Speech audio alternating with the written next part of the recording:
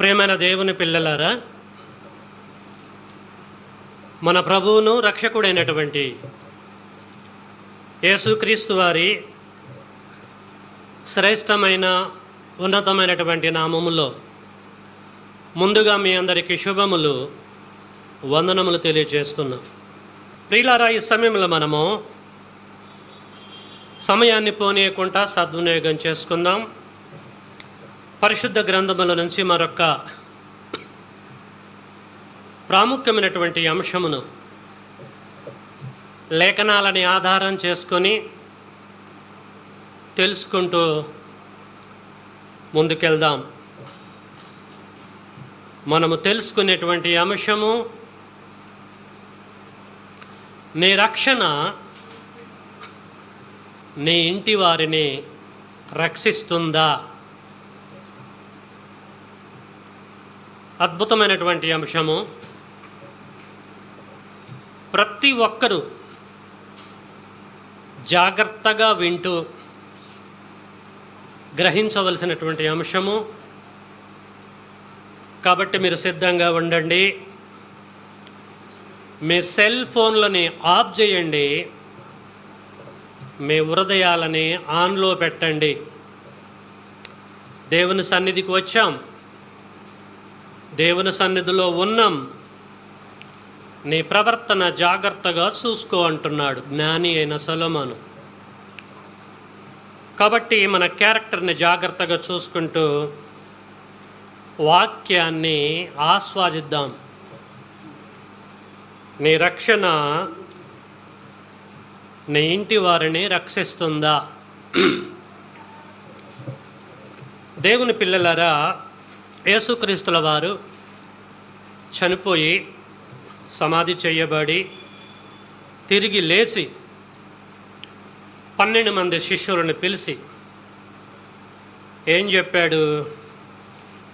Mark సువార్త 16:16లో మీరు సర్వలోకమునకు వెళ్ళి సర్వసృష్టికి సువార్తను ప్రకటించండి. ఆ తర్వాత ఎవడైతే నమ్మి బాప్తిసం పొందుతాడో వాడే, ఇంటిలో ఉన్న వారందరూ కాదు, వాడు రక్షింపబడును అనడండి.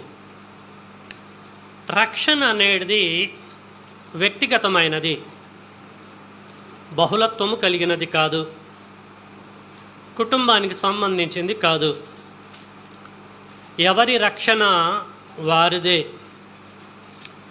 కాబట్టి నమ్మి బాప్తిసం పొందిన వాడు రక్షింపబడును అనడు. కాబట్టి ప్రియులారా, మనమందరము కూడా వ్యక్తిగతంగా బాప్తిసం పొంది రక్షింపబడి ప్రతి సండే క్రమము తప్పకుండా దేవుడి సన్నిధికి వస్తున్నాం, దేవుణ్ణి మహింపరుస్తున్నాం.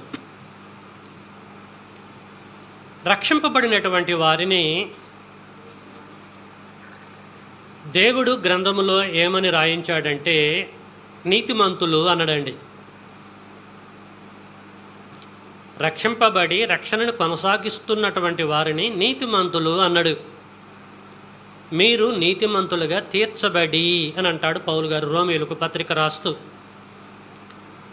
కాబట్టి మనమందరం కూడా నీతిమంతులమే. రక్షణ పొందిన మనము నీతిమంతులమైతే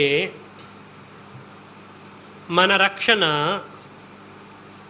మన ఇంటి వారిని, అంటే మిగతా వారిని, బాప్టిజం తీసుకోకుండా ఉన్నటువంటి మన తండ్రిని, మన తల్లిని, మన అక్కని, మన చెల్లెని, మన తమ్ముని, మన మామని, మన అత్తని, మన మామని, మన ఇంటి వారిని, మన పిల్లలని రక్షిస్తుందా అనేది మనం ఆలోచించాలి. అర్థం కావటం కొరకు చెప్తున్నా. మా ఇంటిలో ఒక 10 మంది ఉన్నారు. 10 మందిలో నేను ఒక్కరిని బాప్టిజం తీసుకున్నా, నేను ఒక్కరిని నీతిమంతుణ్ణి, నేను సేవ చేస్తున్నా. నా భార్య కానీ, నా కూతురు కానీ, మా నాన్న కానీ, మా అమ్మ కానీ, మా చెల్లి కానీ, అక్క కానీ, ఎవరైనా సరే, మా ఇంటిలో ఒక వ్యక్తి నీతిమంతుడు ఉన్నాడు, బాప్టిజం తీసుకున్నాడు, దేవుడు పని చేస్తున్నాడు. మళ్ళీ మేము ప్రత్యేకంగా బాప్టిజం తీసుకోవాల్సిన అవసరం లేదు, నీతిమంతులుగా ఉండవలసిన అవసరం లేదు. ఒక ఇంటిలో ఉన్నటువంటి ఒక వ్యక్తి ఆల్రెడీ అదే ట్రాక్లో ఉన్నాడుగా, ఆయన నీతి, ఆయన పొందిన రక్షణ మాకు వస్తుంది అని వాళ్ళు అనుకుంటే వస్తుందా?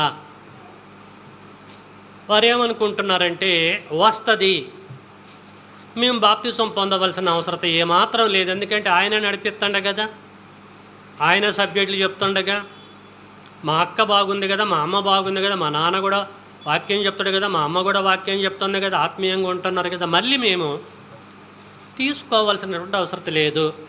ఆ వ్యక్తి యొక్క రక్షణే మమ్మల్ని రక్షిస్తుంది, మా కుటుంబాన్ని రక్షిస్తుంది, ఒక్కడి వలన మేమందరం కూడా నీతిమంతులుగా తీర్చబడతామన్నటువంటి ఆలోచనలో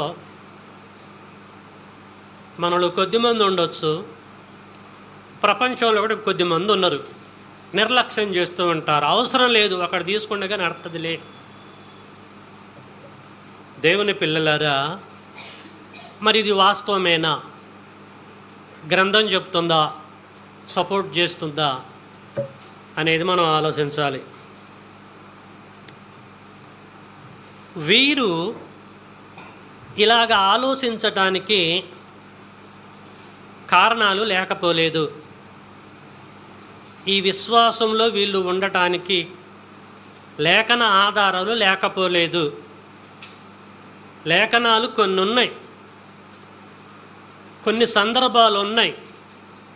ఆ కొన్ని సందర్భాలని చూపిస్తూ, అగో ఆ ఇంటిలో అలా జరిగిందిగా, ఇగో ఈ ఇంటిలో ఇలాగ జరిగిందిగా, కాబట్టి ఆ ఒక్కడి రక్షణ మమ్మల్ని రక్షిస్తుంది అని చెప్పేసి మూవ్ అవుతూ ఉంటున్నారు.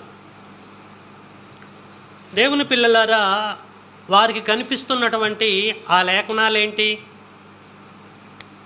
వారు చూపిస్తున్న ఆ సందర్భాలు ఏంటిది అనేది ఈ యొక్క ఉదయకాల సమయంలో మనం చూడాలి. జాగ్రత్తగా మీరు ఆలోచించండి. ప్రాముఖ్యమైనటువంటి అంశాన్ని మీకు బోధిస్తున్నాను.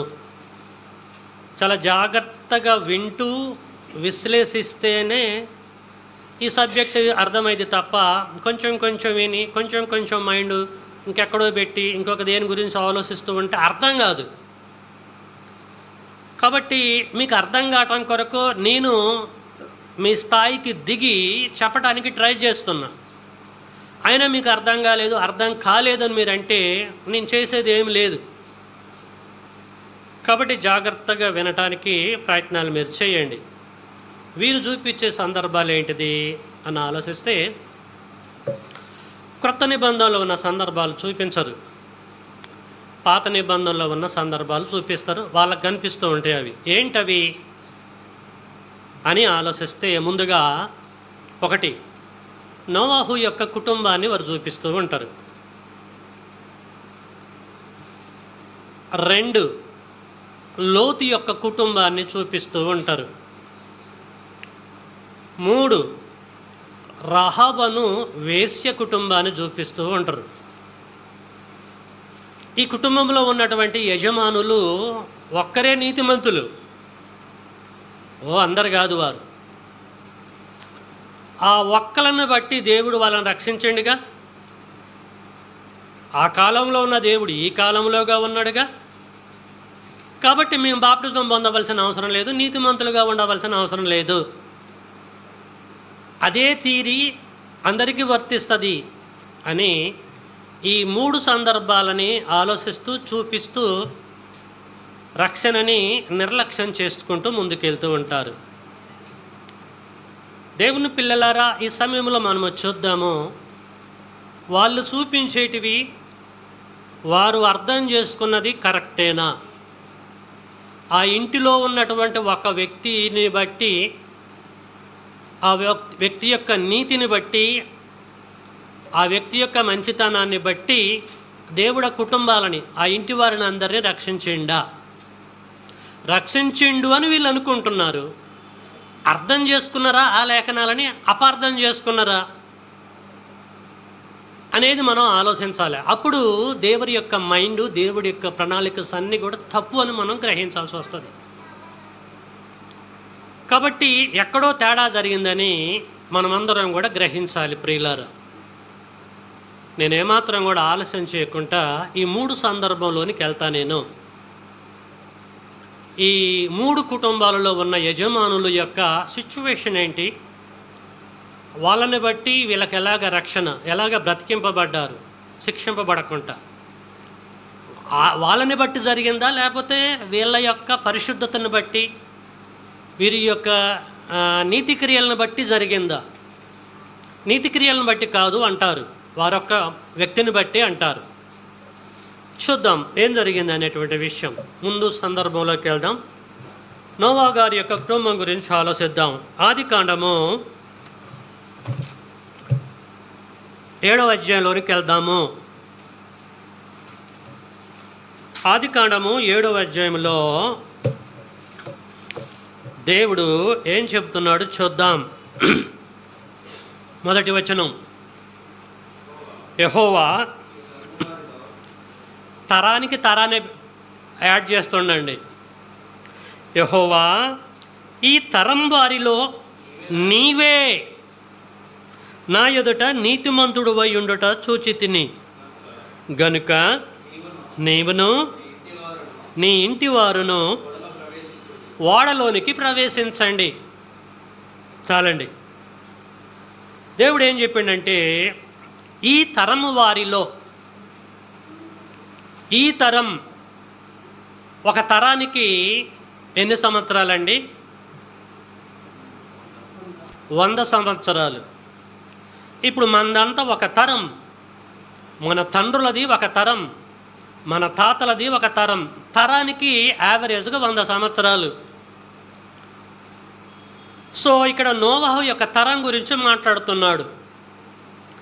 ఈ తరములో నోవా, ఈ తరములో నీవే ఈ 100 సంవత్సరాలలో నేను కాల్కులేట్ చేశాను ఇప్పటివరకు నీ నుంచి బ్యాక్కి, నీవే నా ఎదుట నీతిమంతుడు వై ఉండుట నేను చూశాను.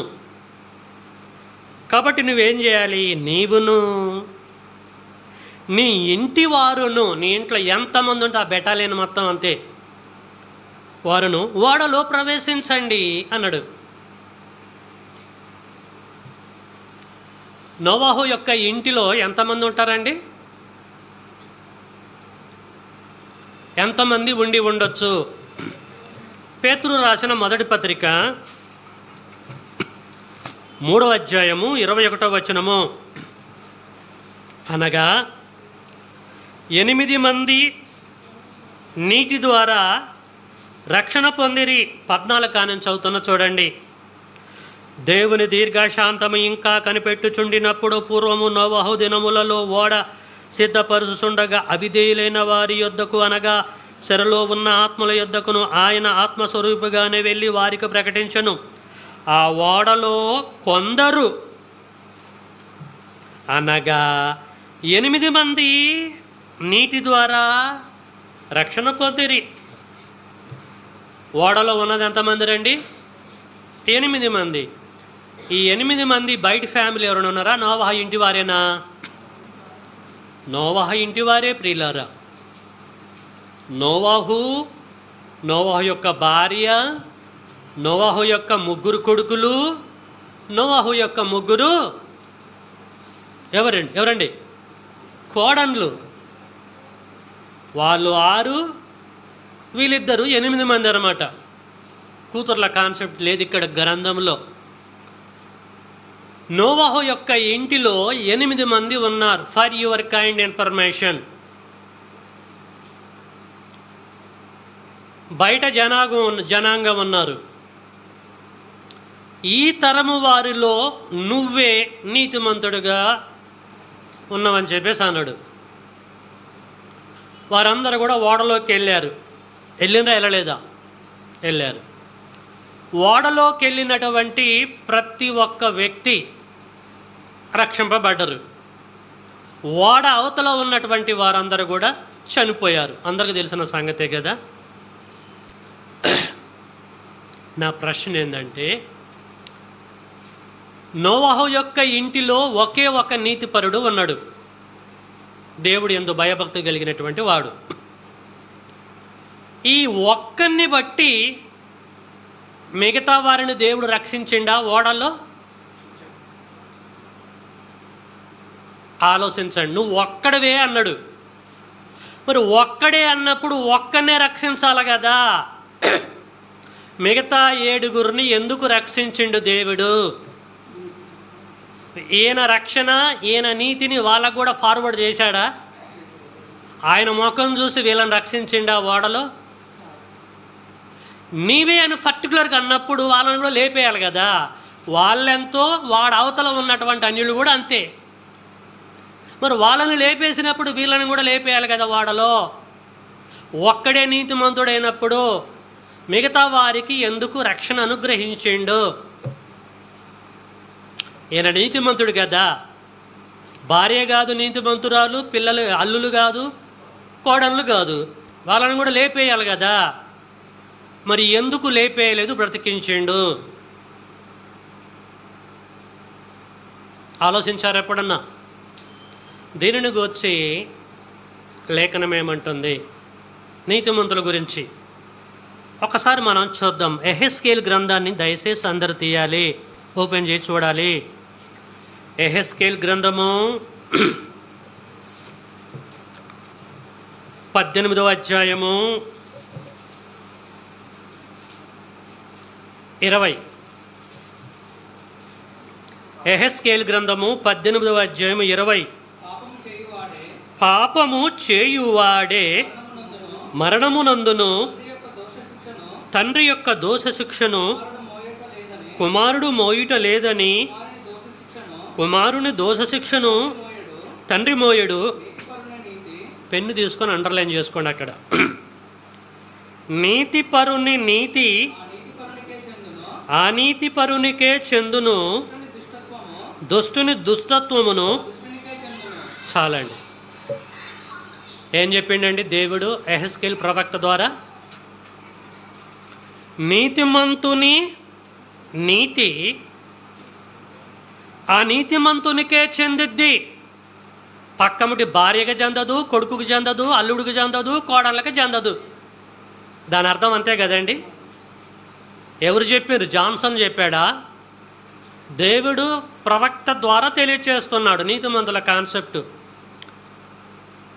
నీతిమంతుని నీతి ఆ నీతిపరునికే చెందును, మిగతా వాడికి ఎవడికి చెందదు. ప్రేమ కలిగిన కూతురున్నా, కొడుకున్నా, అల్లుడున్నా, వాడు ఎవడున్నా, భార్య ఉన్నా, భర్త ఉన్నా, తండ్రి ఉన్నా, తల్లి ఉన్నా, ఎవరున్నా కూడా వారికి చెందదు. అంటే మన నీతి దేవుడు ఎవరికి షేర్ చేయడు.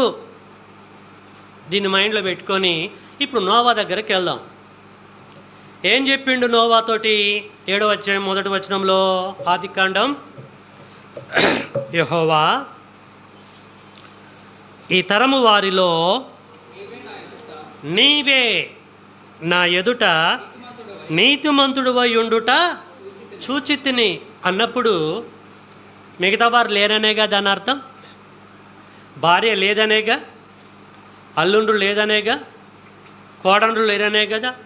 మరి అలాంటప్పుడు దేవుడు నీతిమంతుడైన నోవాహుని బ్రతికించాలి. ఓడలోకి వెళ్ళినంత మాత్రమున మిగతా 7గురిని ఎందుకు బ్రతికించిండో క్వశ్చన్ అడుగుతున్నాను దేవుణ్ణి. ఇప్పుడు నువ్వేగా చెప్పింది దేవుడా యెహెజ్కేలు గ్రంథంలో. అక్కడ అలాగే చెప్పి ఇక్కడికి వచ్చేసరికి నీ ఇంటి వారిని నువ్వు రక్షించుకుంటావా? వాళ్ళు ఎంత పాపం చేసినా వీళ్ళని రక్షిస్తావు, వాడు అవతల ఉన్న వారిని లేపేస్తావు. ఎంతవరకు నీకు ధర్మము అని ఎప్పుడైనా అడిగినవాడిని మనం? మనుషుల ద్వారా దేవుడు ఏమండి ఏలెత్తి చూపించుకునే పొజిషన్లో ఉన్నాడా? లేడు. అలాంటప్పుడు మరి ఎందుకు వారిని రక్షించిండు? మీరేమనుకుంటున్నారు? ఆ 7గురు నీతిపరులు అనుకుంటారా, పాపులు అనుకుంటారా మీరు? ఎలా? ఎగ్జాక్ట్లీ. దేవుని పిల్లలారా, సువార్త అందరికీ చెప్పిండు కదా నోవా. ఏం చెప్పాడు? 40 రాత్రులు 40 పగుళ్ళు దేవుడు ప్రచండమైనటువంటి వర్షాన్ని, తుఫాన్ని రప్పించి భూమండలాన్ని నాశనం చేయబోతున్నాడు. మీరందరూ కూడా బ్రతకాలంటే వచ్చి నేను కట్టేటువంటి ఓడలోకి ప్రవేశించాలని సువార్తని చేశాడు అందరికీ. అందరికీ సువార్త ప్రకటిస్తున్నప్పుడు భార్య ఎన్నదిగా, అల్లుళ్ళు ఎన్నరుగా, కోడళ్ళు కూడా విన్నరా ఆయన లేదా? వారితో పాటు వీళ్ళు కూడా విన్నరు. వారందరూ కూడా నోవాహును హేళన చేస్తే భార్య హేళన చేయలే, కొడుకులు హేళన చేయలే, కోడళ్ళు హేళన చేయలే. మామగారు చెప్పిన మాటలకి లోబడ్డరు. For your kind information. ఎగతాళి చేయలేదు. వాళ్ళ వలె వీరు ఇతన్ని ఎల్లెల్లవయ్య కథలు చెబుతున్నావు నువ్వు, వాళ్ళ లెక్క అనొచ్చు. ఒకవేళ వాళ్ళ లెక్కనే వీళ్ళంటే పోయి నువ్వు ఒక్కడే కట్టుకొని పోయి అందులో దూరు ఉండు, నువ్వు ఒక్కడే బ్రతుకు, మేము ఇక్కడే ఉండి చేస్తాంలే అనాలా ఆయన మాట వినకపోతే. కానీ ఆయనతో పాటు వీళ్ళు వచ్చి అందులో దూరంటే దాని అర్థం ఏంటిది? భర్త యొక్క మాట భార్య విన్నది, మామ యొక్క మాట అల్లుళ్ళు విన్నరు, కొడుకులు విన్నరు. ఆ తర్వాత మామ యొక్క మాట కోడళ్ళు విన్నరు, హేళన చేయలేదు. దేవుని పిల్లలారా, అఫ్కోర్స్ నోవాహు గారికి 100% విశ్వాసం ఉండొచ్చు, కానీ ఆ రేంజ్లో ఉండకపోవచ్చు. 7గురికి కనీసం ఆఫాఫన్ ఉందిగా, ఆవగింజన్నంత విశ్వాసం ఉందిగా. దేవుడు ఏం చెప్పాడు? ఆవగింజంత విశ్వాసం ఉన్నా మిమ్మల్ని రక్షిస్తానని చెప్పేసి అన్నాడుగా. ఈ ఆవగింజంత విశ్వాసం బయట వాడికి లేదు, నమ్మలే, ఓడలోనికి రాలే. కానీ ఇంటిలో ఉన్న వారందరూ కూడా ప్రియులారా కనీసం ఒక 75% నమ్మకంతో ఉండి వారు నీతిమంతులుగా ఉండి అందులోకి వెళ్ళి ఉండటాన్ని బట్టి, వారుకున్న విశ్వాసాన్ని బట్టి ప్రియులారా దేవుడు ఆ కుటుంబాన్ని రక్షించిండు తప్ప, నోవాహు నీతిమంతుడు అయితే ఆ నీతిని బట్టి, అర్థమవుతుందా? నోవాహు నీతిపరుడైతే అతనుకున్న నీతిని బట్టి మిగతా 7గురిని రక్షించలే దేవుడు. వారిలో కూడా 75%, 80% విశ్వాసం ఉంది. నీతిపరులు వారు. విశ్వాసంలో గ్రేడ్స్ ఉన్నాయి. అక్కడ పరుగు పందెంలో కొన్ని బహుమతులు ఉంటాయి, ఒకటే బహుమానం ఉండదు. అర్థమవుతుందా? గెలిచిన వాడికి ఒక ప్రైజ్ ఉంటుంది, ఆ తర్వాత 2వ ప్రైజు 3వ ప్రైజు వీళ్ళు కూడా ప్రైజ్ కొడతారు. కాకపోతే ఉరికే విషయంలో కొంచెం వెనకబడ్డారు అంతే, ఆయన కూడా బహుమతి పొందారు. మీకు అర్థమవుతుందా? అర్థమయ్యేటట్టే చెప్తున్నా నేను. దాని ఏంటంటే కన్సల్టేషన్ ప్రైజ్ అంటారు, చూసారా? సో అలాగా వారు కూడా ఉరికారు. కాకపోతే అతనికంటే వీళ్ళు కొంచెం వెనక కురకటాన్ని బట్టి వదిలిపెట్టకుండా వాళ్ళకు కూడా బహుమతులు ఇవ్వటం జరుగుతుంది. నోవాహు నీతిపరుడు 100%, అంత నీతి వీళ్ళలో లేదు 7గురిలో. అయినా కూడా దేవుడు ఏం చేశాడంటే వీళ్ళను కూడా రక్షించిండు. నోవాహును నీతిని బట్టి కాదు, వారి నీతిని బట్టి వారు రక్షింపబడ్డారు. అందుకొరకే క్లియర్గా అంటున్నాడు 7వ అధ్యాయం 1వ వచనంలో ఏమంటాడు? యెహోవా, ఈ తరము వారిలో నీవే నా ఎదుట నీతిపరుడు. అంటే 100కి 100% నీతి ఉంది, వీళ్ళ దాంట్లో 75% అనమాట. అది ఆ వేలో దీన్ని అర్థం చేసుకోవాలి. నీవే నీతిపరుడు అంటే నువ్వే గెలిచినవంటే మిగతా వారు కొంచెం కొంచెం ఉందని అర్థము. కాబట్టి చాలామందికి అద్భుతమైన ట్రాక్ తెలవక ఒక్క వ్యక్తిని బట్టి నోవాహు కుటుంబాన్ని దేవుడు కాపాడాడు కదా, మమ్మల్ని ఎందుకు కాపాడాడు? మా నాన్న, మా అమ్మ, మా చెల్లి, మా అక్క, మా బాబాయ్ మంచి పొజిషన్లో ఉన్నారు కదా, మళ్ళీ మేము నీతిమంతులుగా ఉండవలసిన అవసరం లేదు, వాళ్ళ నీతిని బట్టి మేము కూడా రక్షింపబడతామని అనుకుంటున్నారు, భ్రమలో ఉంటారు. తప్పు. దేవుడు అన్యాయసుడు కాదు. ప్రియమైన దేవుని పిల్లారా, నీలో కొంచెం నీతి ఉన్నా, కొంచెం విశ్వాసం ఉన్నా ఖచ్చితంగా దేవుడు నీ విషయంలో కృప చూపిస్తాడు. ఇప్పుడు నేనున్నా, నా కూతురుంది, మా నాన్న సేవకుడులే, సబ్జెక్టులు బోధిస్తున్నాడులే, నేను బాప్టిజం చూసుకోకపోయినా పర్లేదంటే ఊకుంటాడా దేవుడు? కథలకు కుదరవు ఆయన దగ్గర.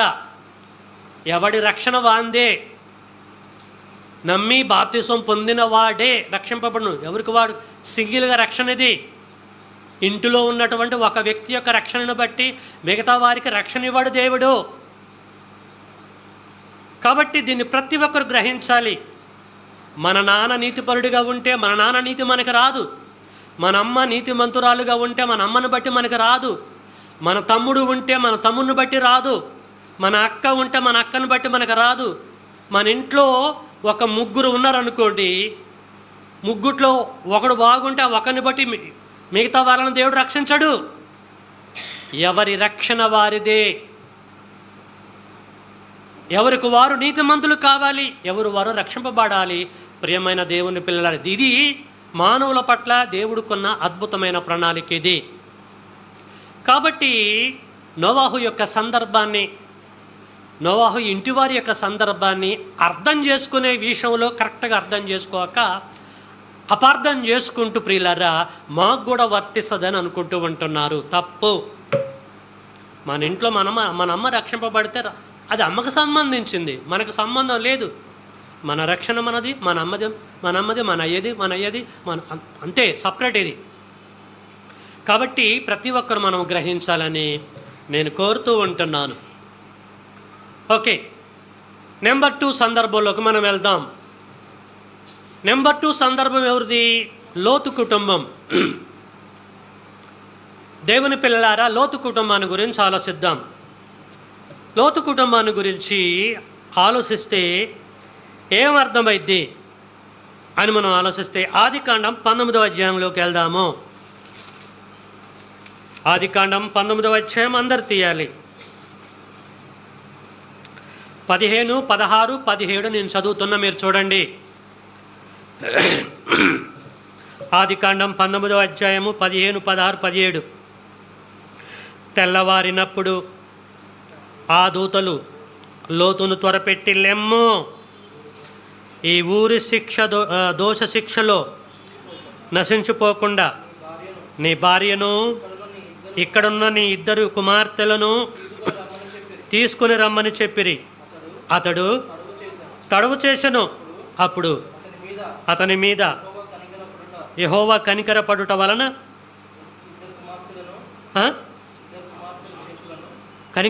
వలన ఆ మనుష్యులు అతని చేతిని, అతని భార్య చేతిని, అతని 2 కుమార్తెల చేతులను పట్టుకొని వెలుపలకు తీసుకొని వచ్చి ఆ ఊరు బయట ఉంచిరి.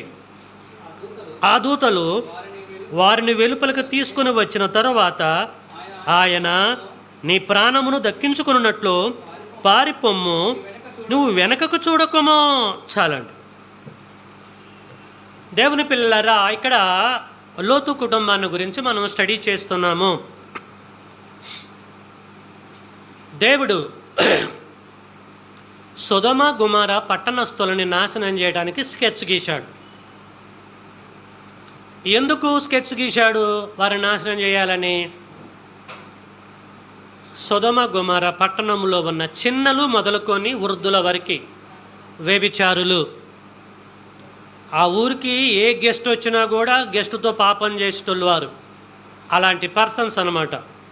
చూసుండు ఇలాంటి వాళ్ళని ఇలాగే ఉంచితే మొత్తం ఆగమైపోతారు, వీళ్ళని లేపేయాలనుకొని సిద్ధంగా ఉన్నాడు. మరి అందరితో పాటు లోతు కుటుంబం కూడా పోయింది కదా.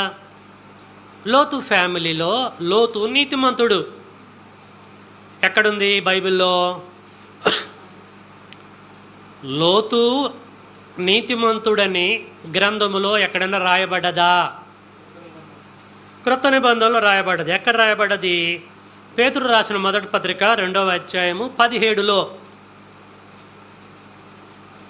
నీతిమంతుడైనటువంటి లోతుని దేవుడు తప్పించని రాయబడ్డది. అక్కడ మొదటి పేతురు 2:7 అక్కడ లోతు నీతిమంతుడని రాయబడ్డది. చాలు. మళ్ళీ ఇక్కడికి వద్దాం మనం. ఇక్కడ మనము ఆదికాండము 19వ అధ్యాయము 15, 16, 17లో ఏం చదువుకున్నాము?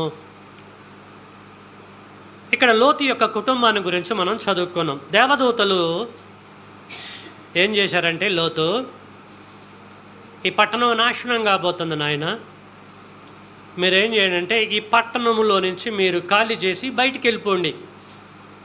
మీరు బయటికి వెళ్ళిపోగానే దేవుడు ఆకాశము నుండి అగ్నిని గంధకాన్ని కురిపించి, అగ్నిను గంధకం యాడ్ అయిందనుకో ఎట్లుంటుంది మంట, బగ్గునుంటుంది, భయంకరంగా ఉంటుంది. కనుక దేవుడు నాశనం చేయబోస్తున్నాడు. మీరు ఇమ్మీడియట్లీ ఈ ఊరిని, మీ ఇంటిని ఖాళీ చేసి బయటికి వెళ్ళిపోయింది అని చెప్పేసి దేవుడు దూతల ద్వారా సెలవిచ్చాడండి. సాయంకాల సమయంలో రాత్రి పడుతున్నప్పుడు లోతు ఏం చేశాడు? తన ఇంటి వారిని రక్షించుకోవాలగా, ఏమండి, తన ఇంటి వారిని రక్షించుకోవాలి. కూతుర్ల దగ్గరికి వెళ్ళాడు, ఇన్ఫర్మేషన్ అందించాడు. భార్య దగ్గరికి వెళ్ళాడు, ఇన్ఫర్మేషన్ అందించాడు సంభవింపబోయే సంగతిని గురించి. అల్లుల దగ్గరికి వెళ్ళాడు. అల్లుళ్ళు ఉన్నారా లోతుకి? ఉన్నారు, అల్లుళ్ళు ఉన్నారు, కొడుకులు ఉన్నారు, అల్లుళ్ళు ఉన్నారు, కూతుర్లు ఉన్నారు. అంటే అల్లుళ్ళు అంటే బిడ్డల్ని ఇంక పెళ్లి చేసుకోలే, రెడీ టు మ్యారీ దెమ్, పెళ్లి చేసుకోవడానికి సిద్ధంగా ఉన్న అల్లుళ్ళు ఉన్నారు, కొడుకులు ఉన్నారు, కూతుర్లు ఉన్నారు, భార్య ఉంది. వీళ్ళకి మొత్తం చెప్పేశాడు. ఇది సిచ్యువేషన్. దేవుడి పట్టణాన్ని నాశనం చేయబోతున్నాడు. ఇమ్మీడియట్లీ మనం ఈ ఊరిలో నుంచి ఇంటిని ఖాళీ చేసి బయటికి వెళ్ళిపోవాలని చెప్పేసి చెప్పాడు. చెప్పగానే అల్లు కొడుకులు మగోళ్ళుగా, వీళ్ళు కొంచెం తెలివి ఎక్కువ ఉంటుంది కదా, డాడీ దేవుడు పట్టణాన్ని నాశనం చేయటం ఏంటి, మనం అగ్నిలో కాలిపోవటం ఏంటిది, ఏం మాట్లాడుతున్నాం చెప్పేసి హేళన చేయటం జరిగింది. ఎవరిని? లోతుని. జాగ్రత్తగా ఆలోచించండి.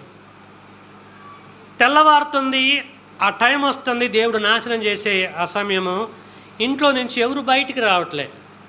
దేవుడు జాలిపడి దూతల ద్వారా లోతుని, లోతు భార్యని, లోతు యొక్క ఇద్దరు కూతుర్ని వాళ్ళ చేతులు పట్టుకొని వాళ్ళు బయటికి రప్పించి ఊరు బయట ఉంచడం జరిగింది. ఎవరు రాలేదు ఇప్పుడు అక్కడికి బయటికి, ఊరు బయటికి? కొడుకులు రాలేదు, అల్లులు రాలేదు. సువార్త అనేది అందరికి ప్రకటింపబడ్డది. జాగ్రత్తగా మీరు ఆలోచించండి. నీతిమంతుడైన లోతు సువార్త ప్రకటించినప్పుడు అందరూ విన్నారు. కానీ ఆ మాటకి లోబడది ఎవరు? బయటకు వచ్చారంటే ఎవరు వచ్చారు? భార్య వచ్చింది, ఇద్దరు కూతుర్లు వచ్చాడు, ఈయన కూడా బయటకు వచ్చేసారు. అంటే లోతు యొక్క మాటకి, నీతిమంతుడైన లోతు మాటకి లోబడ్డది ఎవరు ఇక్కడ? Only 3 persons. జాగ్రత్తగా మీరు ఆలోచించండి. 3 మనుషులు వచ్చేసారు. 3 మనుషులు వచ్చిన తర్వాత ఏం జరిగింది అనేది మనం చెప్పుకుందాం. ఈ లోపల ఏం జరిగింది? వాళ్ళు బయటికి రాగానే ప్రియులారా దెబ్బతినిపోయింది ఎవరు ఇక్కడ? దేవుడు ఆకాశం నుంచి అగ్నిని గంధకాన్ని కురిపించి పట్టణాన్ని నాశనం చేశాడు. అనేక మంది కాలి బూడిదైపోయారు. అందులో ఎవరు పోయారండి? కొడుకులు పోయారు, ఎగతాళి చేసిన అల్లులు కూడా పోయారు. ఓకేనా? జాగ్రత్తగా పాయింట్ క్యాచ్ చేయాలి మీరు. ఇప్పుడు రక్షింపబడ్డది ఎవరు బయటకు వచ్చి? లోతు భార్య అండ్ ఇద్దరు, మొత్తం టోటల్గా 4 బయటకు వచ్చేసారు, 4 రక్షింపబడ్డారు. నా ప్రశ్న ఏంటంటే, లోతు నీతిమంతుడు కదా, నీతిమంతుడైనటువంటి ఆ లోతును బట్టి నీతిమంతుడి యొక్క కొడుకులు ఎందుకు రక్షింపబడలే? దేవుడు వారిని ఎందుకు రక్షించలేదు? నీతిమంతుడైనటువంటి లోతును బట్టి బిడ్డలకి అల్లుళ్ళు కాబోతున్నారు, ఆ అల్లులని ఎందుకు దేవుడు రక్షించలేదు? అందరు ఇంటివారేగా. Yes, wonderful. కొడుకులు అల్లుళ్ళు మామ యొక్క మాటకి లోబడలే, అంటే దేవుడు మాటకి లోబడలే, వారు విశ్వసించలేదు కనుక దేవుడు ప్రియులారా లోతు యొక్క నీతిని బట్టి వారిని రక్షించలేదు. జాగ్రత్తగా అర్థం చేసుకోవాలి. అంటే ఎవరి నీతి వారికే ఉంటుందని మనం ఇక్కడ గ్రహించాలి. కాబట్టి 4 ఎగిరిపోయారు, చచ్చిపోయారు. వాళ్ళతో పాటు మిగతా ప్రజలతో పాటు వీరు కూడా చచ్చిపోయారు. రైట్. బయటికి వెళ్ళిపోయిన తర్వాత దేవుడు ఏం చెప్పాడు? మీరు పట్టణం కాలుతున్నప్పుడు పట్టణం వైపు చూడకుండా వెనకకు తిరగకుండా పారిపోండి. దగ్గరలో ఉన్న కొండ ఉందిగా, మీరు చెప్పిన ప్రకారం కొండ దగ్గరికి వెళ్ళండి, అక్కడ మీరు రక్షింపబడని చెప్పేసి అన్నాడు.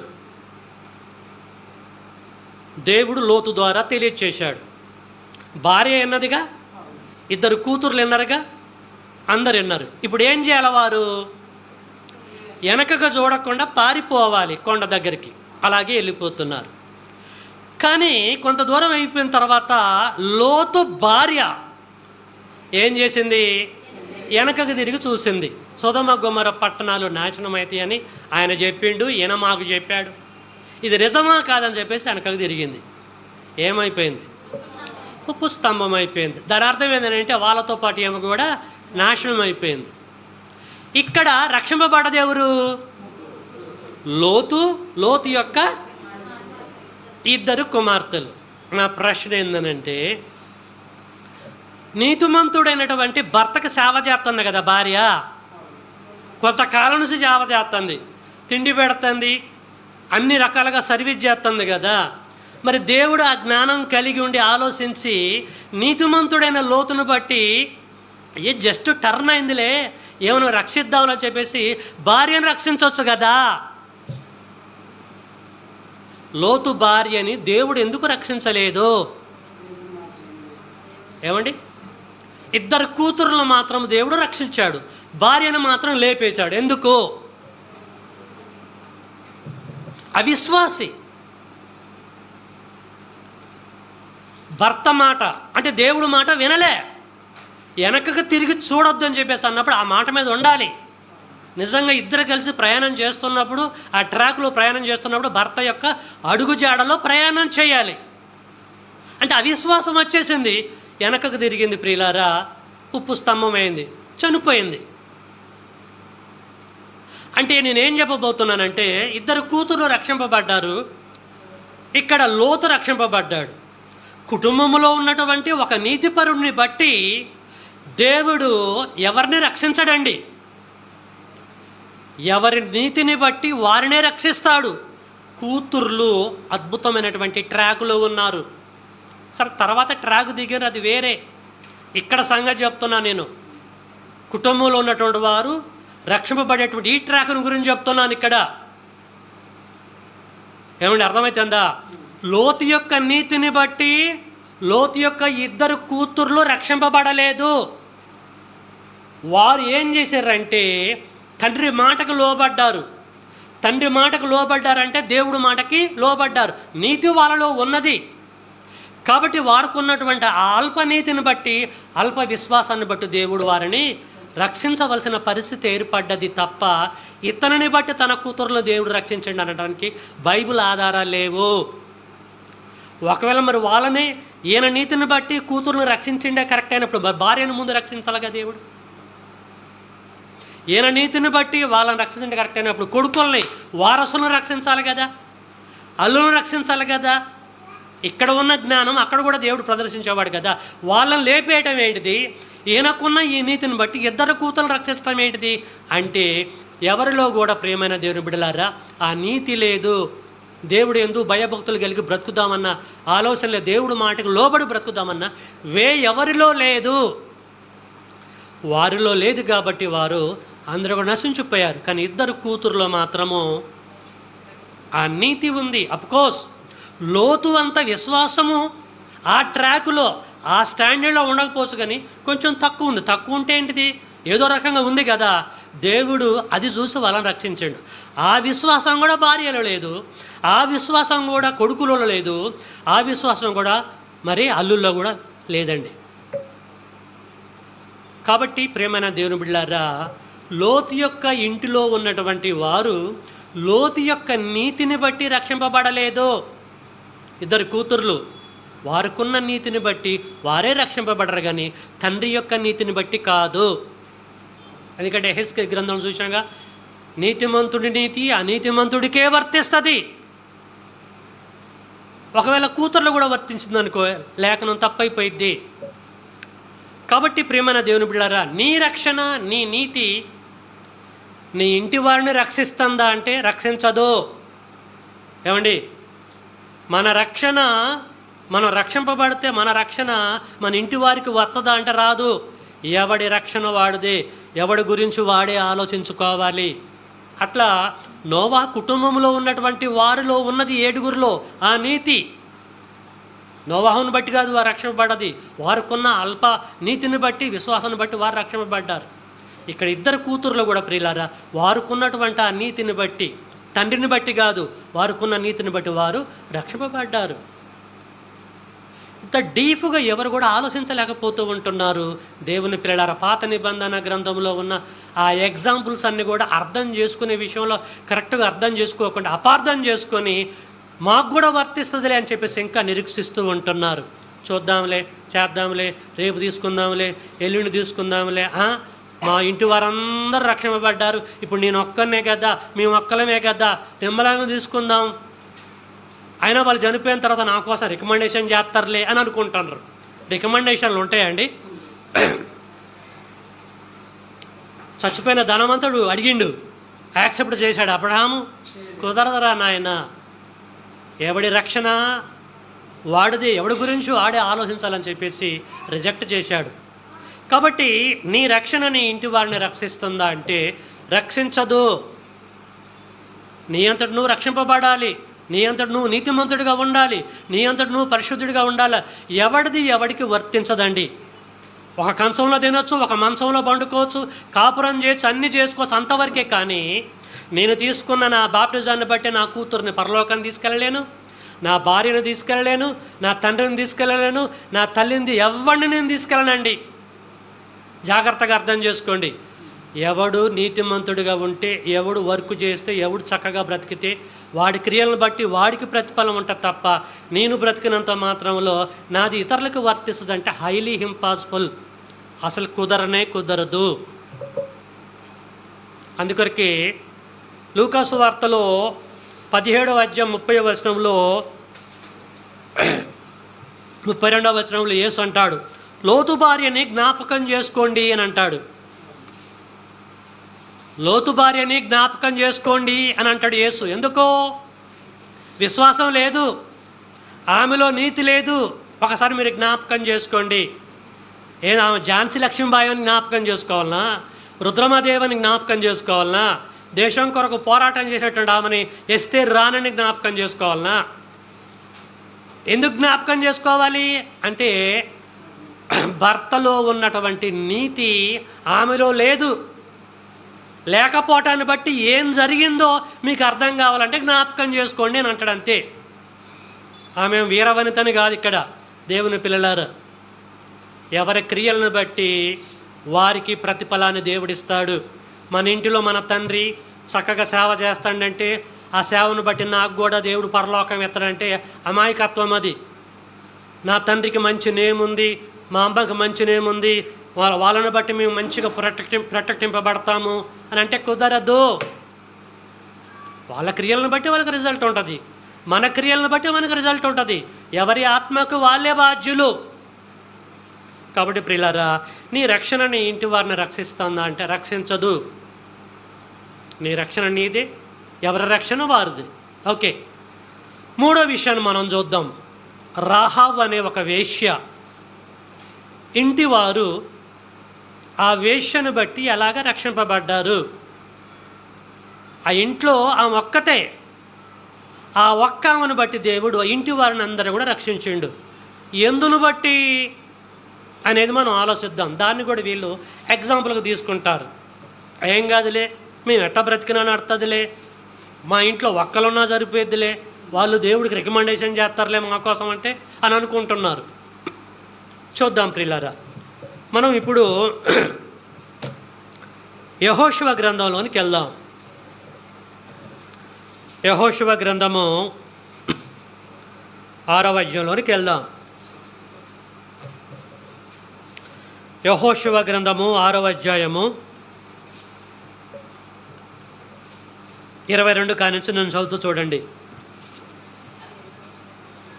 అయితే యెహోషువ ఆ వేశ్య ఇంటికి వెళ్ళి మీరు ఆమెతో ప్రమాణము చేసినట్లు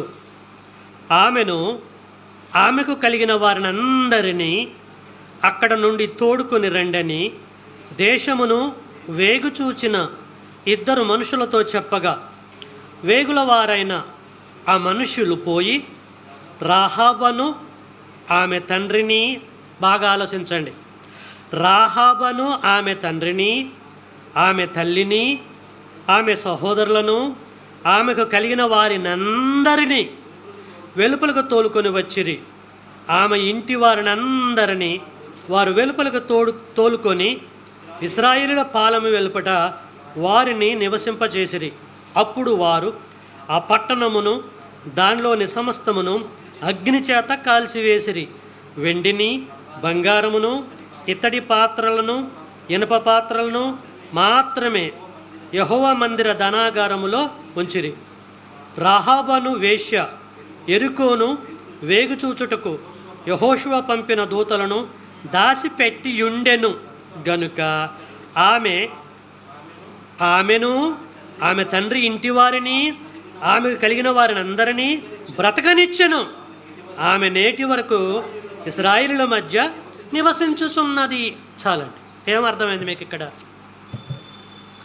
దేవుని పిల్లలారా, యెరికో పట్టణాన్ని ఆక్యుపైడ్ చేసుకునే పరిస్థితులు వచ్చినప్పుడు యెహోషువ సైన్యానికి ఏం జరిగింది? డైరెక్ట్గా పోతే మనం బుక్ అయిపోతామని వేగుల వారిని పంపించాడు యెహోషువ. మనమందరం ఇక్కడ ఉందాము, మీరిద్దరు వేగుల వారు మీరు వెళ్ళి అసలు పట్టణాన్ని మీరు చూడండి, బలవంతులు ఉన్నారా, అక్కడ పరిస్థితి ఏంటిది, మనం ఏం చేస్తే ఆ పట్టణాన్ని ఆక్యుపైడ్ చేస్తాము. యెరికో రాజు తిమింగలం, యెరికో రాజు భార్య అంతకంటే పెద్ద తిమింగలం. కాబట్టి మన వాసన కూడా తెలియకుండా మీరు వెళ్ళి ఆ పట్టణాన్ని మొత్తం చెక్ చేసుకొని రండి అని యెహోషువ వేగుల వారిని పంపిస్తారండి యెరికో పట్టణానికి. వేగుల వారు వచ్చి కొంచెం మొత్తం సెర్చ్ చేసి ఎవరింట్లో ఉంటారండి? రాహాబ్ అనేటువంటి వేశ్య ఇంటిలోకి వస్తారు.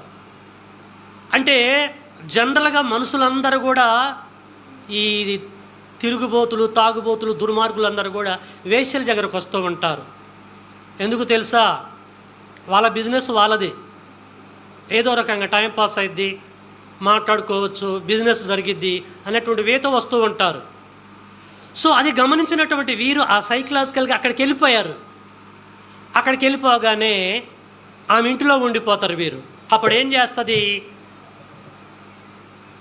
ఆమె?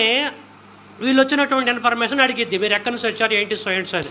వీళ్ళు వచ్చిన ఇన్ఫర్మేషన్ మొత్తం చెప్పేస్తారండి. ఈ లోపల యెరికో రాజుకి ఇన్ఫర్మేషన్ అందిద్దండి వేగుల వారి ద్వారా. యెరికో పట్టణాన్ని నాశనం చేయడానికి యెహోషువ సైన్యము వచ్చింది, మిమ్మల్ని కూడా నాశనం చేసేసి చంపబోతున్నారు, ఇది సిచ్యువేషన్ అనే ఇన్ఫర్మేషన్ రాగానే ఆ రాజు ఏం చేస్తాడంటే, వచ్చినటువంటి వేగుల వారు యెరికో పట్టణములో ఎక్కడ ఉన్నారు, ప్రతి ఇంటిని శోధించండి, పరిశీలించండి, వాళ్ళను పట్టుకొని నా దగ్గరికి రండి అని చెప్పేసి ప్రియులారా ఆ రాజు ఇన్ఫర్మేషన్ అందించడం జరిగింది ఈ యొక్క దూతలకి. సో వారు వచ్చేసి పట్టణం మొత్తం గాలించుకుంటూ రహాబ్ అనేటువంటి వేశ్య ఇంటికి వాళ్ళు వస్తారు. ఎందుకంటే ప్రతి ఒక్కరు అక్కలే ఉంటారు కదా. వచ్చేసి అడిగిన తర్వాత వాళ్ళు వచ్చి అడుగుతున్నారు, యెహోషువ పంపించినటువంటి వేగుల వారు పట్టణానికి వచ్చి నీ దగ్గర దిగి ఉన్నారు, నీ ఇంట్లో ఉన్నారన్న ఇన్ఫర్మేషన్ మాకు వచ్చేసింది, రాజుగారు తీసుకొని రమ్మంటున్నారు, మరి ఎక్కడున్నారు వారు అని చెప్పేసి అన్నప్పుడు ప్రియులారా ఆమె ఏం చేసిందండి, వాళ్ళని తీసుకెళ్ళి వీళ్ళు వస్తారని ఇన్ఫర్మేషన్ అందగానే తీసుకెళ్ళి మేడ మీద ఈ జనప కట్టెలలో మిద్దె మీద ఉన్నటువంటి జనపనార ఆ కట్టలలో వాళ్ళని బంధించడం జరిగింది. సో తర్వాత వారు రాగానే ఇన్ఫర్మేషన్ అందిస్తుంది, వచ్చినటువంటి వేగుల వారు వాస్తవమే నా దగ్గరకు వచ్చారు, నాతో మాట్లాడారు, ఎందుకు వచ్చారో అడిగాను, చెప్పారు, అయితే పొద్దుగూగుతుంది కనుక మీరు ఇక్కడి నుంచి వెళ్ళిపోండి అని చెప్పేసి నేను చెప్పాను. వాళ్ళు ఏం చేశారంటే ఇక్కడి నుంచి వారు వెళ్ళిపోయారు, గేట్లు క్లోజ్ చేసే టైం దగ్గర పడుతుంది, మీరు ఇక్కడే ఉంటే నా ఇంట్లోనే ఉంటే రాజు సేవకుల ద్వారా దొరికిపోతారు, మీరు ఇమ్మీడియట్ వెళ్ళిపోండి అని చెప్పేసి నేను అన్నాను. నా మాట ఈయన వారు భయపడిపోయి నా ఇల్లు ఖాళీ చేసి గమినిగుండా బయటికి వెళ్ళిపోయారు, మీరు త్వరగా వెళ్ళి వాళ్ళని పట్టుకుంటే వాళ్ళు మీకు దొరుకుతారని చెప్పేసి ప్రియులారా చెప్పడం జరిగింది. ఆ విధంగా ఈ వేగుల వారిని ఆమె ఏం చేసిందంటే రక్షించింది. బాగా ఆలోచించండి, వేగుల వారిని ఆమె రక్షించింది. రక్షించింది ఎవరు? ఇక్కడ ప్లాన్ గీసింది ఎవరు? రాహాబు అనేటువంటి వేశ్య. ఎందుకు వీరిని రక్షించింది అని అంటే, ఇశ్రాయేల్ యొక్క కెపాసిటీ ఏంటిది, వీళ్ళ బలం ఏంటిది, వీళ్ళ దేవుడు వీళ్ళకి చేసినటువంటి కార్యాలు ఏంటి మొత్తం కూడా గమనించుకుంటూ వచ్చేసి వీళ్ళని ఖచ్చితంగా ప్రొటెక్ట్ చేయాలన్న ఆలోచనతోటి ఆమె వీరిని రక్షించింది. దీనికి కృతజ్ఞతగా, అర్థమవుతుందా అండి? వారు వెళ్ళిపోయిన తర్వాత వీళ్ళు రక్షింపబడతారు, మళ్ళీ వెళ్ళిపోతారు, పట్టణం మీదకి వస్తారు, పట్టణాన్ని మొత్తం నాశనం చేస్తారు, మొత్తం రాజు కూడా నాశనం అయిపోతాడు, అంతా ఓకే. కానీ వచ్చినటువంటి యెహోషువ యొక్క సైన్యము రాహాబు యొక్క వేశ్యని మాత్రము బ్రతికిస్తారు. రాహాబు యొక్క వేశ్య ఇంటిలో ఉన్నటువంటి వారిని కూడా బ్రతికిస్తారు. ఎందుకు బ్రతికిస్తారు? అర్థమైందా మీకు పాయింట్? ఆ ఇంటిలో ఉన్నది ఒకే ఒక నీతిమంతురాలు. ఆ నీతిమంతురాలు ఆ ఒక్కదానిని బట్టి వీళ్ళు రక్షింపబడ్డారు. అలాంటప్పుడు యెహోషువ యొక్క సైన్యము ఆ నీతిమంతురాలు అటువంటి రాహాబునే రక్షించాలి, బ్రతికించాలి, మిగతా వారిని మొత్తం నాశనం చేయాలి. ఎందుకు నాశనం చేయలేదు వీరు? చెప్పగలరా? యెహోషువ సైన్యము యెరికో పట్టణాన్ని ఆక్యుపైడ్ చేసుకొని అందరినీ నాశనం చేసినప్పుడు అదే పట్టణంలో ఉన్న వేశ్యాన్ని నాశనం చేయరు. అందరూ నాశనం అవుతారు, ఏమని బ్రతికిస్తారు. ఏమతో పాటు ఇంటిలో ఉన్న వారిని అందరిని కూడా బ్రతికిస్తారు. వాళ్ళ తండ్రి ఇంటి వారిని, ఇంటిలో ఉన్న అందరిని కూడా రక్షిస్తారు. ఎందుకండి? ఆలోచించండి. ఆమె ఒక్కతే నీతిమంతురాలు, ఆమె ఒక్కతే దేవుడికి భయపడ్డది, దేవుడికి లోబడ్డది, ఆమెలో నీతి ఉంది. మరి ఆ ఒక్కదాన్ని రక్షించవచ్చు కదా దేవుడు. ఆ ఒక్కదాన్ని బట్టి మిగతా వారు కూడా రక్షింపబడ్డారు. ఎందుకు? ఈ ఒక్కదాని నీతిని బట్టి దేవుడు వారిని రక్షించిండా? లేకపోతే ఆ ఇంటిలో ఉన్నటువంటి వారి యొక్క నీతిని బట్టి దేవుడు వాళ్ళని రక్షించాడా? ఇంటిలో ఉన్నటువంటి వారి నీతిని బట్టి. ఎట్లా? వారికి ఉన్న నీతి ఏంటి? బాగా ఆలోచించండి. మీకు అర్థమవుతుందా బ్రదర్ కాన్సెప్ట్? అర్థమవుతుందా? వ్యర్థమవుతుందా? వేశ్యను ఒక్క ఆమెనే యెహోషువ సైన్యం బ్రతికించాలి, మిగతా వారిని అందరినీ లేపేయాలి. కానీ లేపేయరు. రాహాబు ఇంటి వారందరూ కూడా బ్రతికింపబడ్డారు. వారి మీద దోమను కూడా వారిని నిలవాలి. ఎందుకు? వీళ్ళందరూ కూడా బ్రతికించి ఊరు వారందరూ నాశనం చేశారు. ఎందుకు? వేశ్యతో పాటు వీరందరిలో కూడా నీతి ఉంది. ఏమి నీతి ఉంది అని అంటే, ఆ రాజు, యెరికో రాజు మనసులను పంపించినప్పుడు వాళ్ళు అడుగుతూ ఉంటారు కదా, క్వశ్చన్ వేస్తున్నారు కదా రాహాబు వేశ్యని, నీ దగ్గరకు వచ్చిన వారు ఎక్కడ ఉన్నారు, ఏంటి, నువ్వు ఏమాత్రం కూడా తప్పుడు సమాచారం ఇచ్చినా, ఏదో రకంగా లీక్ అయిపోయినా నువ్వు చచ్చిపోతావు రాజు ద్వారా, నీ ఇంటిలో ఉన్నవారు కూడా చచ్చిపోతారని స్ట్రిక్ట్గా అడుగుతున్నారు వారు. ఏమని? అప్పుడు వీళ్ళందరూ కూడా ఇంట్లోనే ఉన్నారు. అర్థమవుతుంది యేసుబాబు? ఏమాత్రం తేడా వచ్చినా కూడా అందరి కథమయ్యే మూమెంట్ ఉంది. కానీ ఆమె కాన్ఫిడెన్స్గా వచ్చింది వాస్తవమే, నాతో మాట్లాడింది వాస్తవమే, ప్రొద్దు గుంగుతున్నప్పుడు వాళ్ళు వెళ్ళిపోయారు అని కాన్ఫిడెన్స్గా చెప్తుంది. కానీ రాహాబు వేశ్య ఇంట్లో ఉన్నటువంటి వారు ఒక్కడైనా సరే తొందరపడి, ఏమి వేశ్య చెప్పేది తప్పు, రాహాబు చేసేది తప్పు, మాట్లాడేదంతా తప్పు, మీకు ఇస్తున్న ఇన్ఫర్మేషన్ తప్పు అని ఒక్కడైనా లీక్ చేశాడా? ఇంట్లో ఉన్న వారు ఎవరు కూడా, ఎంతోమంది ఉన్నారు, కానీ అందరు కూడా ఒకే మాట మీద ఉన్నారు. ఒక్కడు కూడా లీక్ చేయలేదు. ఆమె మాటకు లోబడ్డారు. ఆమె చెప్పిన దానికి వీళ్ళందరూ కూడా సై అన్నారు.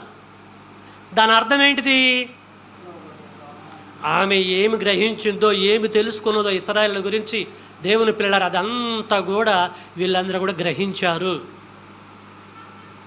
ఆమెలో ఉన్నటువంటి విశ్వాసము 100% వీరిలో ఉండకపోయినప్పటికీ కనీసం 75% అయినా వీరిలో ఉంది. జీవం కలిగిన దేవుడు వైపుకి వాళ్ళు తిరిగారు, దేవుణ్ణి గ్రహించారు, దేవుడు గొప్పతనం తెలుసుకున్నారు. కనుక ఆ యజమానురాలు రాహాబు వేషం మాట్లాడుతున్నప్పుడు ఫిన్ డ్రాప్ సైలెంట్ అయిపోయి ఆమెకి ఒబే అయిపోయారు. అట్లా దేవుడి విషయంలో వారు చేసిన సహాయాన్ని బట్టి, వారుకున్న ఆ విశ్వాసాన్ని బట్టి, ఆ కొద్ది విశ్వాసాన్ని బట్టి యెహోషువ సైన్యము వారిని చంపకుండా ఆ ఇంటిలో ఉన్న ప్రతి ఒక్కరిని బ్రతికించాడు. అంతేగాని రహాబు యొక్క వేశ్యని బట్టి మిగతా వారిని బ్రతికించలేదు. వారిలో కూడా కొంత ఉంది ఆ విశ్వాసం, దేవుడు అంటే విశ్వాసం, ఆ భయము వారిలో కూడా ఉంది కనుక దేవుడు వాళ్ళని కాపాడాడు. అర్థమవుతుందండి? మీరు ఈ అధ్యాయం మొత్తం బాగా చదవండి, ఇదే ఇన్ఫర్మేషన్ మీకు కనిపిస్తూ ఉంటుంది. ఏ ఒక్కడైనా సరే అమ్మ బతుకుంటే బలసాధ్యం బ్రతకొచ్చు, ఏమో చెప్పేది మొత్తం తప్పని బయటకు వెళ్ళిపోయిన తర్వాత సప్పట్లు కొట్టి పిలిచి లేదు లేదు ఆమె తప్పు చెప్తుందని అనరా అండి ఎవడన్నా? తప్పుడు ఇన్ఫర్మేషన్ మీకు అందిస్తుంది. ఆల్రెడీ వాళ్ళు వచ్చారు, మేడ మీద ఉన్నారు, ఒక్కసారి ఆ కట్టలు మొత్తం తీసి చూడండి అని చెప్పేసి అనలే, అందరూ ఒకే మాట మీద ఉన్నారు. కాబట్టి వేశ్య యొక్క నీతిని బట్టి వేశ్య ఇంటిలో ఉన్నవారు రక్షింపబడలేదు.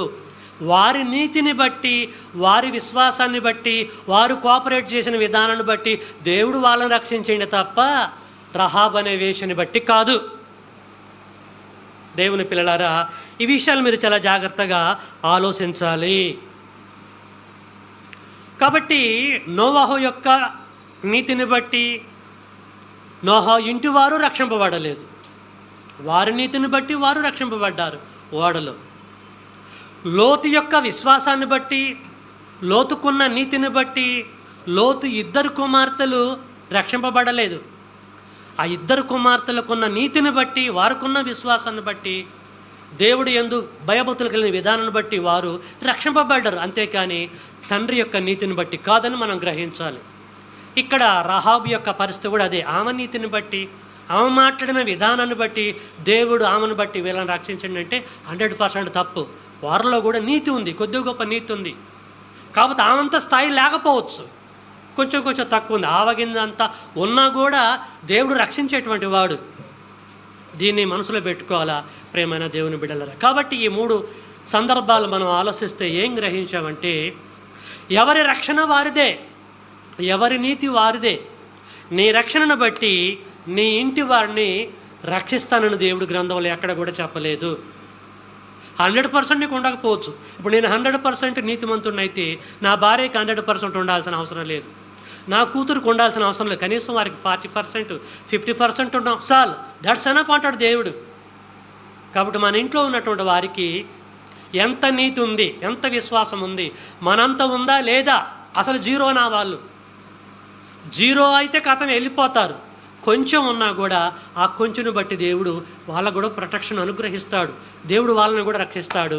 ప్రేమైన దేవుని పిల్లలారా, ప్రతి ఒక్కరు దీన్ని గ్రహించాలి. కాబట్టి నీ రక్షణ నీ ఇంటి వారిని రక్షిస్తుందా అంటే రక్షించదు.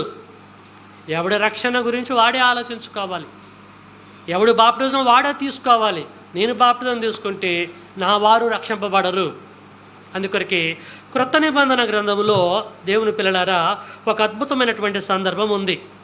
ఏంటో ఆ విషయం మనం చూసుకొని ముగించుకోవడానికి ప్రయత్నం చేద్దాం. అపోస్తుల కార్యము 16వ అధ్యాయం 33కి వెళ్దాం. జైల్లో ఉన్నటువంటి జైలర్తో అపోస్తులైనటువంటి పౌలు గారు ఏమంటుండో చూద్దాం. ఆ సమయంలో జైల్లో ఉన్నప్పుడు జరిగిన ఇన్సిడెంట్ని బట్టి అపోస్తుల కార్యము 16వ అధ్యాయము 33వ వచనము.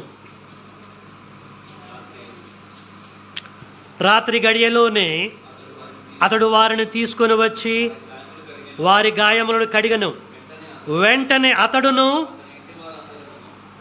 చాలా జాగ్రత్తగా ఆలోచించండి, రాత్రి గడియలోనే అతడు వారిని తీసుకొని వచ్చి వారి గాయములను కడిగను. వెంటనే అతడును అతని ఇంటి వారందరూ బాప్తిసం పొందారు.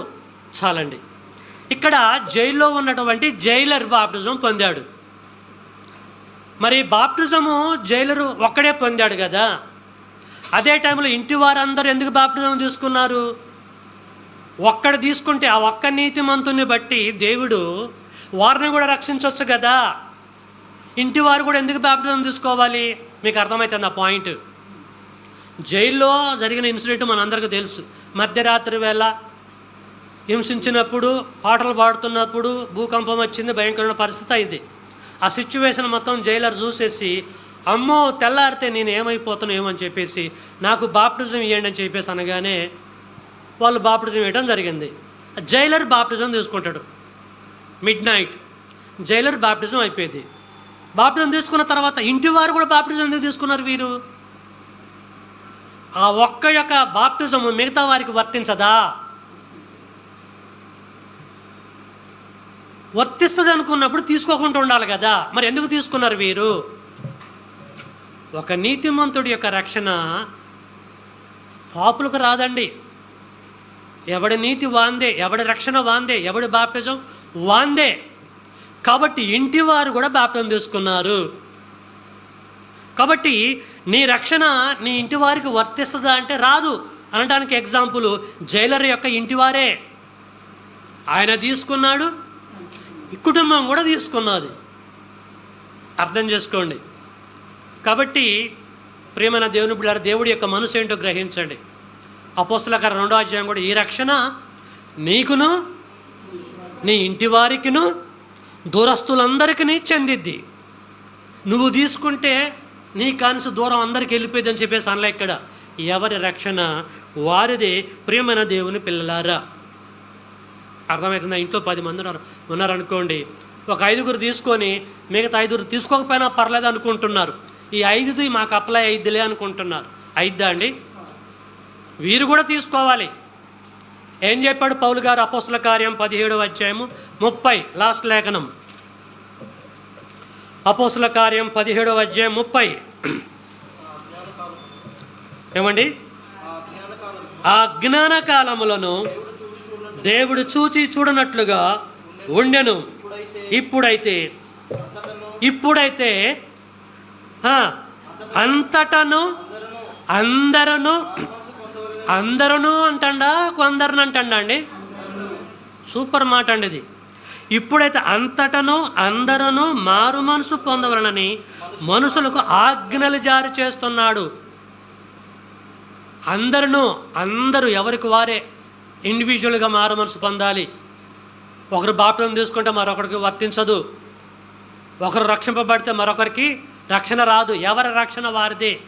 మనం ఏ పొజిషన్లో ఉన్నా కూడా ప్రియులారా, మన ఆత్మ గురించినటువంటి లెక్క మనమే చెప్పుకోవాలి. మా ఇంట్లో 3 తీసుకున్నారు బాప్టిజం, ఇక నేను తీసుకోకపోయినా పర్లేదు అంటాం కుదరదు. 3 తీసుకుంటే 3 రక్షణ పడతారు. మరి నువ్వు తీసుకోలేదు కదా, నీకెట రక్షణ ఇస్తాడు దేవుడు? నీతిపరుడి యొక్క నీతి ఆ నీతిపరుడికే చెందిద్ది, నీకు చెందదు. కూతురైనంత మాత్రంలో, కొడుకైనంత మాత్రంలో, కోడలైనంత మాత్రంలో, భార్య అయినంత మాత్రంలో, భర్త అయినంత మాత్రంలో దేవుడు ఇస్తాడా? నువ్వు బాగా సేవ చేస్తున్నావులే జాన్సన్, నడుతుందిలే, వాళ్ళు ఎలాగైనా ఉండని, వాళ్ళని నేను సేవ్ చేస్తలే అంటోడా దేవుడు? కథల కుదరవు ఆయన దగ్గర. కూతురైనా ఒకటే, కొడుకైనా ఒకటే, భార్య అయినా, భర్త అయినా, తండ్రి అయినా, ఇక ఎవడైనా ఒకటే దేవుడి దగ్గర. పరలోకం నుంచి ఎలాగ వచ్చామో అలాగే వెళ్ళాలి పరిశుద్ధంగా. అక్కడి నుంచి పరిశుద్ధంగా వచ్చి మళ్ళీ అక్కడికి పాపంతో రావాలంటే కుదరదు. మన రూట్ అటువైపు పాతాళలోకానికి వెళ్ళాలి. కాబట్టి ప్రేమైన దేవుని బిడ్డలారా, నీ రక్షణ నీ ఇంటి వారిని రక్షిస్తుందా అంటే రక్షించదు. ఎవరి రక్షణ వారిదే. కాబట్టి ఈ 3 సందర్భాల్లో ఉన్నటువంటి లోతైన జ్ఞానాన్ని చాలామంది గ్రహించక ఆస్వాదించుకుంటూ ఉంటారు. మాకు కూడా వర్తిస్తుందిలే, నోవా కుటుంబాన్ని కాపాడినట్టుగా, లోతు కుటుంబాన్ని కాపాడినట్టుగా, రహాబ్ అనే వేశ్య కుటుంబాన్ని కాపాడినట్టుగా, మిగతా వారి కుటుంబాలను కాపాడినట్టుగా దేవుడు మా కుటుంబాలను కూడా కాపాడతాడు. ఎందుకు కాపాడు? మా ఇంట్లో సగం మంది దేవునికి సర్వీస్ చేస్తారు కదా, మా సర్వీస్ పుణ్యానికి పోయిద్దా? దేవుడు చూడలేదా? మాకు కూడా ప్రొటెక్షన్ ఇస్తాడని చెప్పేసి అనుకుంటున్నారు. తప్పది. కాబట్టి ప్రియులారా, ఇంకా మనలో ఎవరైనా బాప్టిజం పొందకుండా, ఇంకా మన కుటుంబాలలో ఎవరైనా బాప్టిజం పొందకుండా, నీతిమంతులుగా ఉండకుండా అలాగే ఉంటున్నట్లయితే ఒకసారి ఆలోచించుకుందాం. ఈ సబ్జెక్ట్ మైండ్లో పెట్టుకొని గ్రహిద్దాం. మారు మనసు పొంది బాప్టిజం తీసుకొని మన ఆత్మలను మనము రక్షించుకుందాం. ఎవరు మనల్ని రక్షించడు. ఎవరికెవరు బాధ్యులు కాదు. భూమి మీద బ్రతుకున్నంత వరకే బంధాలు. ఒక అన్న, చెల్లె, అక్క, భార్య, అమ్మ అనే బంధం తప్ప చచ్చిపోతే మాత్రం ఎవడికి వాడు సంబంధమే ఉండదు. అక్కడ తల్లిదండ్రుల రిలేషన్ ఉండదు, కూతురు అక్కల రిలేషన్ ఉండదు, అమ్మ నాన్నల రిలేషన్ ఉండదు, ఏ రిలేషన్ ఉండదు. కాబట్టి భూమి మీద బ్రతుకున్నప్పుడే మనమందరం కూడా ఇండివిజువల్గా రక్షింపబడి దేవుని రాజ్యంలో సభ్యుడిగా ఉండి సభ్యత్వంతో పరమ తండ్రిని మహింపరుచుకుందాం. Thank you for your attention. May God bless you all. మీ అందరికీ వందనాలు.